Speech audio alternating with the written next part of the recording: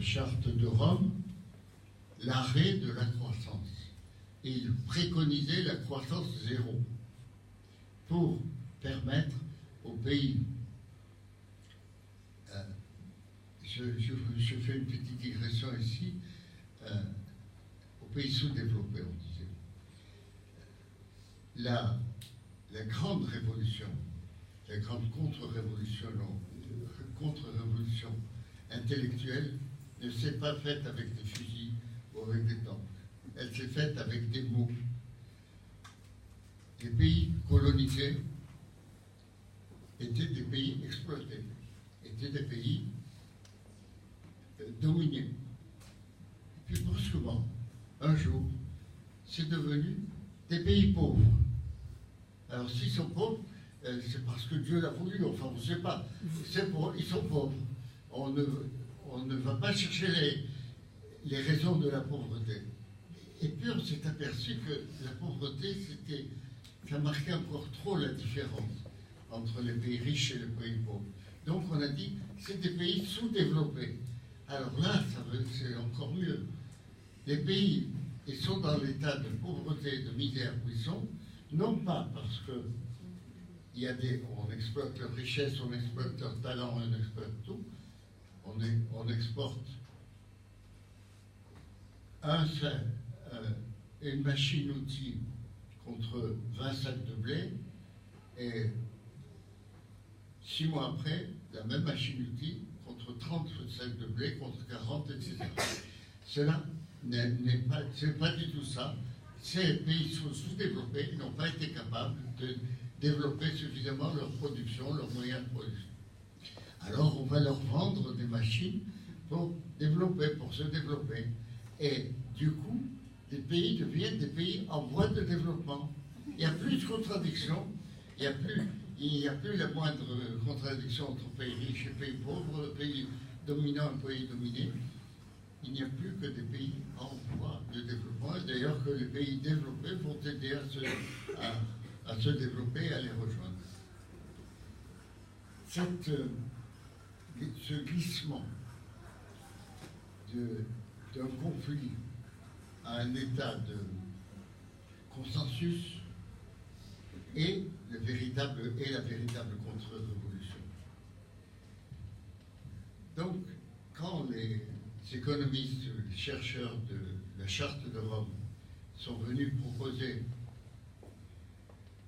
une croissance zéro, l'arrêt de la croissance dans les pays riches pour mettre les ressources du monde entier à la disposition des pays pauvres pour réduire réellement la différence, on leur dit, mais qu'est-ce que c'est que ça? Mais il n'y a pas de pays dominé. La croissance riche profite aux pauvres. Et en quelques années, on n'a plus entendu parler d'un type différent de croissance, d'un type différent de rapport entre les pays. Ce type différent, mais c'était une révolution complète, c'était l'annihilation des rapports de production des pays riches qui étaient basés précisément sur l'exploitation des pays pauvres.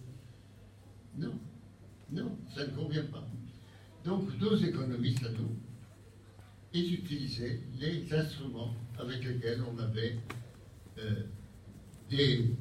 défiguré, complètement fait taire ceux qui réfléchissaient à d'autres façons de voir l'économie mondiale.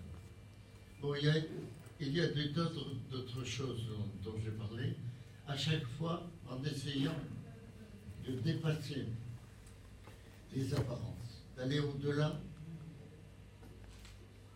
de la situation concrète du mouvement, de voir quelles sont les grandes tendances de la situation, des contradictions en cours, etc.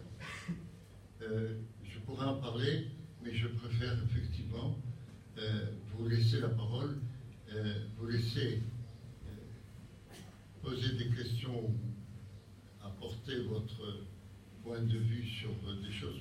Malheureusement, je dois vous dire que ce livre a été édité, imprimé pendant la foire du livre. Alors ça veut dire, la foire du livre, ça veut dire périodes où les écrivains, les éditeurs tunisiens, en tout cas, sont plutôt, servent plutôt de vitrine qu'autre chose, n'ont pas d'intérêt véritable parce que c'est tellement mal organisé, tellement mal foutu qu'ils n'en tirent pas de véritable profit, mais c'est la période où on sort le plus de livres et donc où les imprimeurs sont complètement débordés. Résultat, ces imprimeurs ont bousillé complètement le livre. Ce livre-là a été imprimé avec les pages de gauche à la place des pages de droite. Non, rassurez-vous, elles sont dans l'ordre. On peut quand même les lire, mais ça pose des problèmes. Comme quoi la gauche et la droite sont toujours irréconciliables. C'est un point de vue dont je te laisse la responsabilité totale. Donc, on attend que la réparation se fasse. Peut-être sera-t-elle faite ce matin, peut-être demain. Vous n'aurez donc pas la joie immense d'avoir ce livre entre les mains avant quelques temps. Bon, on peut quand même parler de la méthode qui consiste à dire aux gens: arrêtez de parler du dernier discours de X ou de Y qui, avant-hier, était conseiller de Z et qui aujourd'hui devient le patron de X, etc. Donc, non, arrêtons d'être des feuilles qui sont agitées par le vent et qui ne comprennent absolument pas pourquoi elles ont quitté l'arbre. Essayons de nous accrocher à un arbre solide. Essayons de maintenir debout le mât, la voile qui nous permettra de diriger notre bateau. Essayons de discuter théorie. Parlons de la théorie, parlons du fondement des choses et laissons aux chroniqueurs de télévision qui sont des héros dans ce domaine la capacité de discuter sur les contradictions de l'un ou de l'autre, sur les méthodes ordurières ou très civilisées de lutte parlementaire, et surtout de ne pas parler de l'important, de l'essentiel, c'est-à-dire l'utilité d'abord leur propre utilité. Alors je vous laisse la parole et je suis prêt à vous couper, la reprendre à n'importe quel moment. Salah est un petit menteur, j'adore parler.